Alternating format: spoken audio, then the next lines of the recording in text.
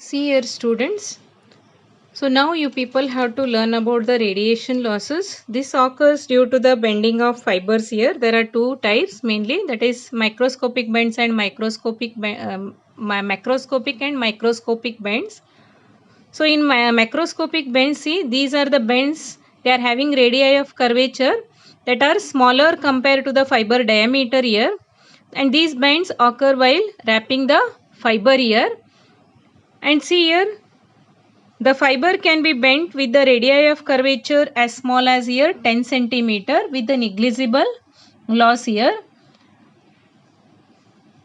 And see if where the bend in optical fiber is such that the incident angle of light ray at the interface of core and cladding, if it falls below the critical angle where the total internal reflection, it does not take place. Due to this, some of the light energy it escapes through the cladding and it leads to here loss.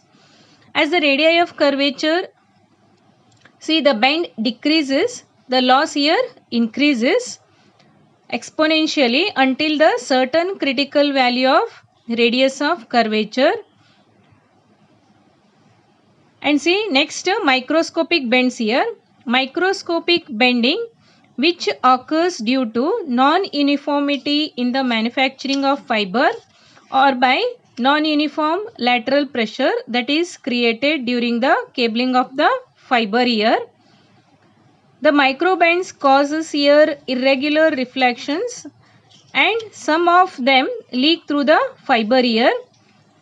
So these microbending losses that can be minimized by here covering, that is compressible jacket, that is over the fiber, and see, the jacket will then be able to sustain the stress here.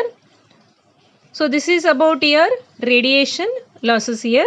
Next come to your application part. So already you people have learnt about the attenuation coefficient here. So which is represented by here alpha is equal to minus 10 divided by L log of P out divided by P in, that is power output divided by power input, which is measured in here decimal per kilometer. L is considered as here length of the fiber and P in, that is input power, P out is the output power here, which is expressed in the watt here. So in application part you people have to learn about here point to point communication. So just here go through the diagram here. So first the information will be in the analog form, then it is given to the coder.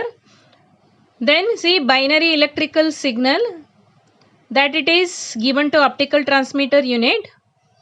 Then that it is transmitted to the optical fiber. Then see at the end here photodetector are connected.